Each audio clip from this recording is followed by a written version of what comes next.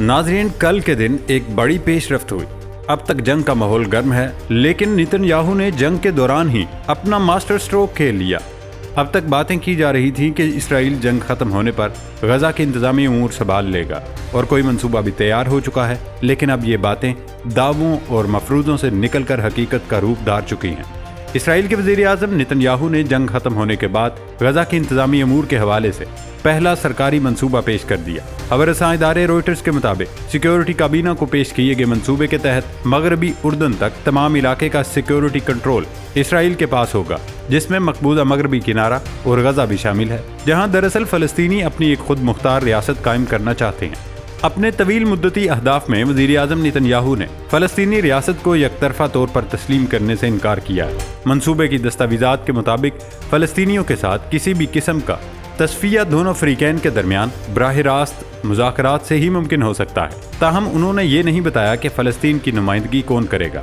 وسط مدتی اہداف کا ذکر کرتے ہوئے نیتن یاہو نے غزہ سے مسلح قوتیں ہٹانے اور علاقے سے انتہا پسندی ختم کرنے کا بھی پلان پیش کیا، تاہم انہوں نے تفصیل نہیں بتائی اس کا آغاز اور اختتام کب ہوگا۔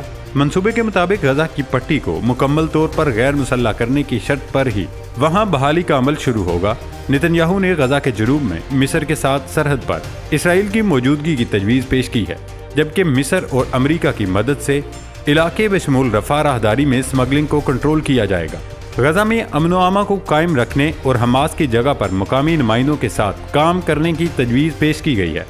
وہ مقامی نمائندے جو کسی دہشت گرد ملک یا گروہ کے ساتھ منسلک نہ ہوں اور نہ ہی ان سے مالی معاونت حاصل کرتے ہوں۔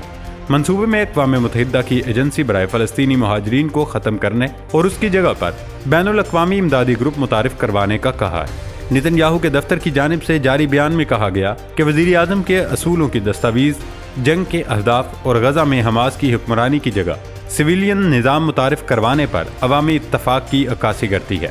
نیتن یاہو کی جانب سے منصوبے کی دستاویزات صرف سیکیورٹی کابینہ کے ساتھ شیئر کی گئی تھی تاکہ غزہ کے معاملے پر بات چیت کا آغاز کیا جائے۔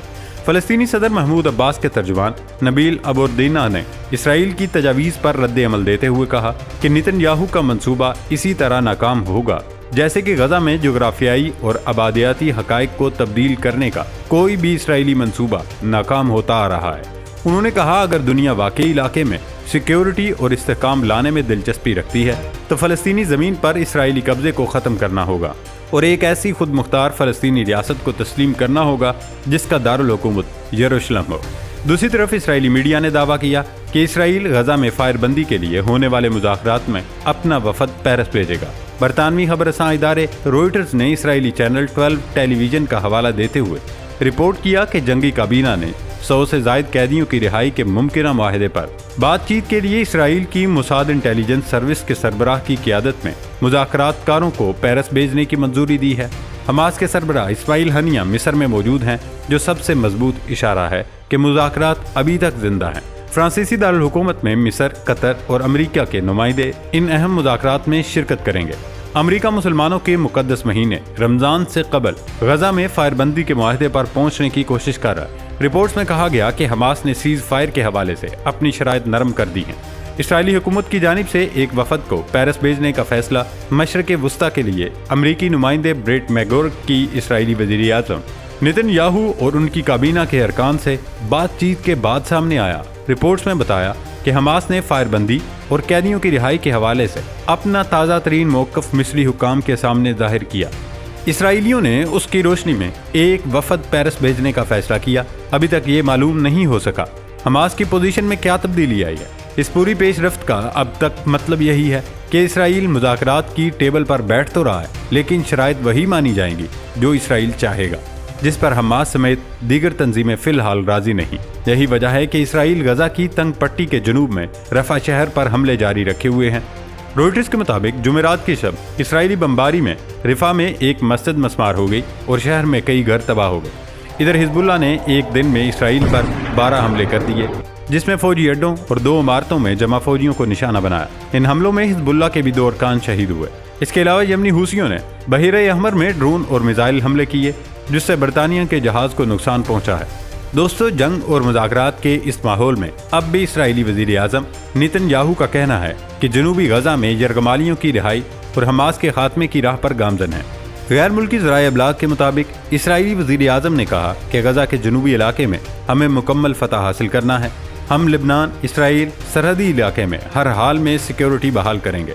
اسرائیلی وزیر اعظم کا کہنا تھا کہ شمالی غزہ میں رہائشیوں کی واپسی چاہتے ہیں۔ رہائشیوں کی واپسی کے لیے وہاں سیکیورٹی چاہیے جو ہم لائیں گے۔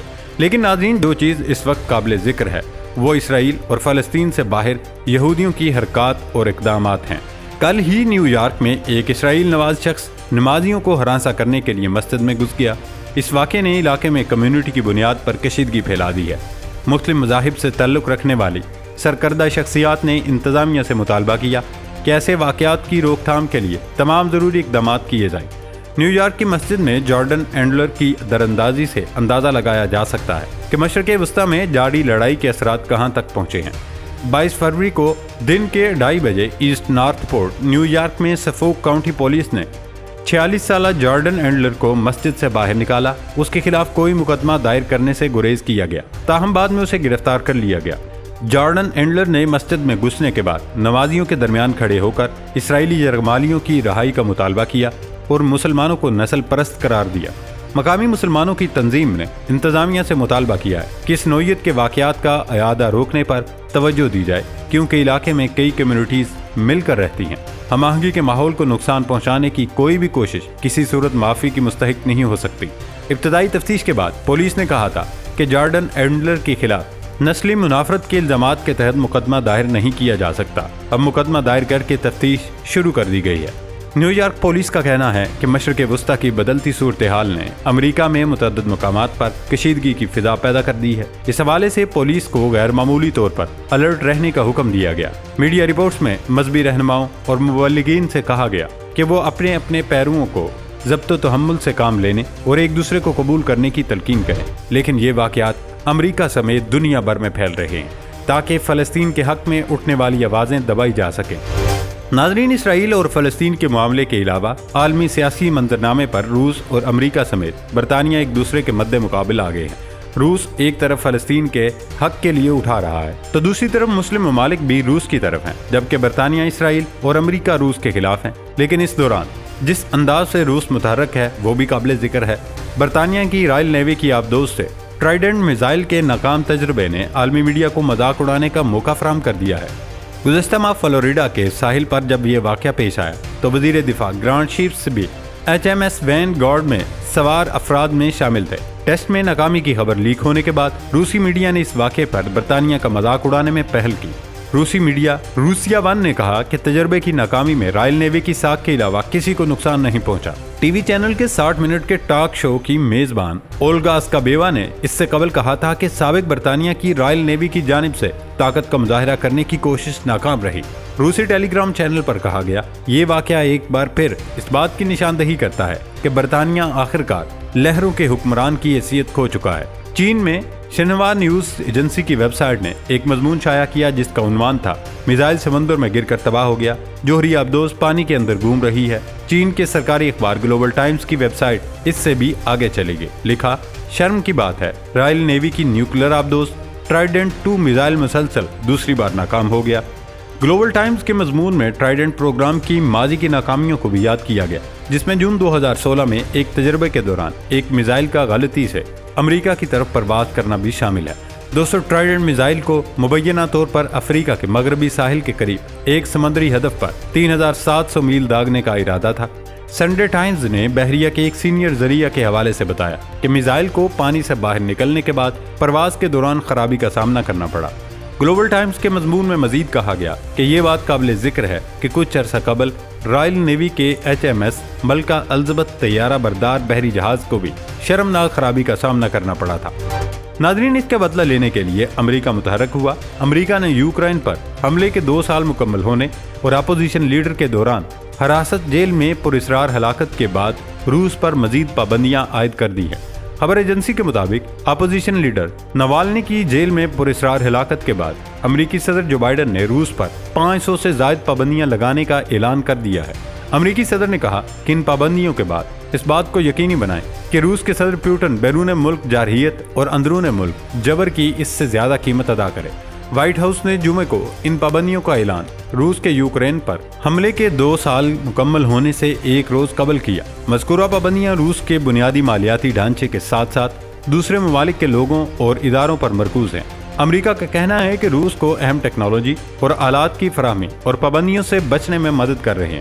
وائٹ ہاؤس سے جاری ہونے والے ایک بیان میں صدر بائیڈن نے کہا کہ یوکرین کے پاس گولہ بارود ختم ہو رہا ہے۔ ایوان نمائندگان سے مطالبہ ہے کہ یوکرین کے لیے نئی فوجی امداد کی منظوری دی جائے، جسے ریپبلکنز کی جانب سے روکا جا رہا ہے۔ کچھ پابندیاں روس کے حزب اختلاف کے رہنما الیکسی کی گزشتہ ہفتے آرکٹک پینل کالونی میں ہونے والی ہلاکت کے براہ راست رد عمل میں ہیں۔ بائیڈن انتظامیہ کا کہنا ہے کہ وہ الیکسی کی موت کا ذمہ دار روسی صدر ولادیمیر پوتن اور ان کی حکومت کو ٹھہراتی ہے۔ دوستو، چونکہ اس معاملے میں روس، چین، پاکستان اور فلسطین ایک پیج پر ہیں، جبکہ اسرائیل، امریکہ اور برطانیہ دوسرے پیج پر ہے، تو امریکہ اس حوالے سے پاکستان کو بھی دباؤ میں رکھنا چاہتا ہے۔ کل ہی امریکہ میں 4 مشتبہ پاکستانی شہریوں کو گرفتار کیا گیا، جن پر الزام ہے کہ وہ مبینہ طور پر حوثی باغیوں کے لیے ایرانی ساختہ ہتھیاروں کی اسمگلنگ میں ملوث ہیں۔ تاہم اس حوالے سے کہیں سے بھی تصدیق نہیں ہوئی، لیکن اتنا معلوم ہو سکا ہے کہ امریکہ کسی طرح چین، روس اور پاکستان کو دبانا چاہتا ہے، جس کے لیے مختلف حربے استعمال کیے جا رہے ہیں۔